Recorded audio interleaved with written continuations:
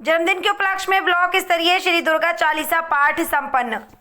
आपको बता दें कि दमोह जिले के पथरैया ब्लॉक के ग्राम बेलखेड़ी में ब्लॉक स्तरीय श्री दुर्गा चालीसा पाठ संपन्न किया गया, जिसमें सैकड़ों मां भक्तों की उपस्थिति रही। वहीं बताया जा रहा है कि छोटी बच्ची जिसका नाम संस्कृति है, उसके जन्मदिन पर यह चालीसा पाठ किया गया, जिसमें वरिष्ठ पदाधिकारी द्वारा गुरुवर की विचारधारा बताई गई।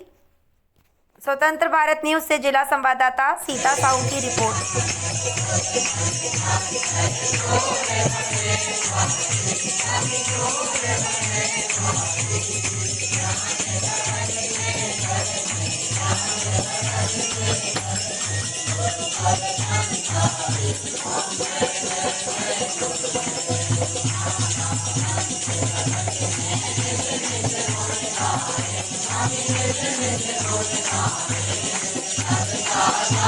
परम पूज्य राज शक्ति महाराज ने भगवती मानव कल्याण संगठन बनाया। गुरुदेव भगवान, मैं ज्यादा नहीं बोलूंगा, सिर्फ 2-4 शब्द ही कहूंगा कि आप लोगों से निवेदन करते हैं, आप लोग गुरुवर से जरूर मिले, सिद्धाश्रम धाम पहुंचे, गुरुवर का आशीर्वाद प्राप्त करें, जहां का कड़ चेतन है, जहां पर 15 अप्रैल 1997 से अखंड ऐसा दुर्गा चालीसा पाठ चल रहा है, जहां पर अखंड ज्योति जल रही है, जहां पर रहने की निःशुल्क व्यवस्था, भोजन की निःशुल्क व्यवस्था, ऐसे हमारे गुरुवर हैं और गुरुवर का सानिध्य प्राप्त करें। यदि हमें मानव जीवन का वास्तव में सही उद्देश्य, सही अर्थ है, जो हमें आशीर्वाद मनुष्य जन्म का, तो आप सिद्धाश्रम जाएं और गुरुवर से मिलें, तो वास्तव में यहाँ पर गुरुवर का आशीर्वाद प्राप्त होता है। इन शब्दों के साथ करके यह सौभाग्य प्राप्त करते हैं, यह सौभाग्य महासौभाग्य में बदल जाता है। और यहाँ पर स्वयं हमारे गुरुवर सच्चिदानंद सदगुरुदेव भगवान की सूची उपस्थिति हो जाती है, जहाँ पर 33 करोड़ देवता भी विराजमान हो जाते हैं। यह ऐसा संगठन है जो गुरुवर के सानिध्य में हमें यह सौभाग्य आज प्राप्त हो गया।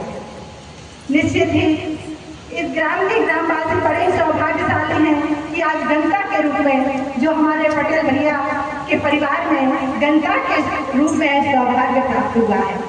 हम आज देखते हैं समाज में किस प्रकार से कोई भी कार्यक्रम अगर मनाना होता है तो फिजूल खर्चा ज्यादा करते हैं, देख बजाएंगे, नाच गाने करेंगे, अश्लीलता फैलाएंगे और माँ का गुणगान तो बहुत दूर हो जाता है। वह चिंता भी प्राप्त नहीं कर पाते, वह सौभाग्य भी प्राप्त नहीं कर पाते, क्योंकि वह सौभाग्य प्राप्त करने के लिए तो हमें सदगुरुदेव भगवान सच्चिदानंद सदगुरुदेव भगवान की विचारधारा आत्मसात करनी होगी। क्योंकि आज हमारे गुरुवर ने यही कहा है, हर जगह हर घर में मानते हैं, हर पूजा करते हैं, हर घर में पूजा होती है। और जब हम माँ और गुरुवर की कृपा प्राप्त किए हैं तो हमें क्यों ना इस गुरुवर किसी भी कार्य को प्रारंभ करने के लिए इसी प्रकार कर्म करेंगे, तो निश्चित ही हमारे समाज में जो विकृतियां फैली हुई है वह बंद हो जाएंगी।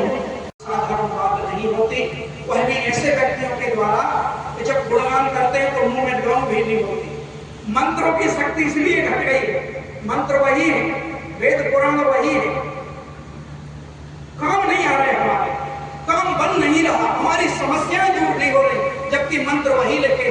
तब गुरुदेव जी ने समझाया समस्या कहाँ उत्पन्न हुई।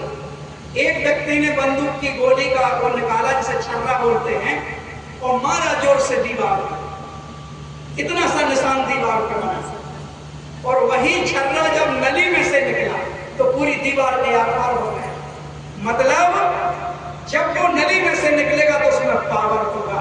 इसी तरह से जो मंत्र बोल रहे हो किताबों में पढ़ के या कहीं से भी पढ़ के, उनमें थोड़ा सा पावर है, वही मंत्र जब श्री गुरु जी के मुख से तुम्हें प्रदान किए जाएंगे तो उनमें पूरी शक्ति आ जाएगी, पूरी शक्ति। ये साधना में एक ऋषि के द्वारा दी गई, एक ऐसे ऋषि के द्वारा जिनकी शक्ति का कोई पार नहीं, जिनकी दया का कोई पार नहीं, जो वाकई समाज का कल्याण चाहते हैं, समाज का हित चाहते हैं, दूसरा कोई लक्ष्य नहीं गुरुदेव जी का।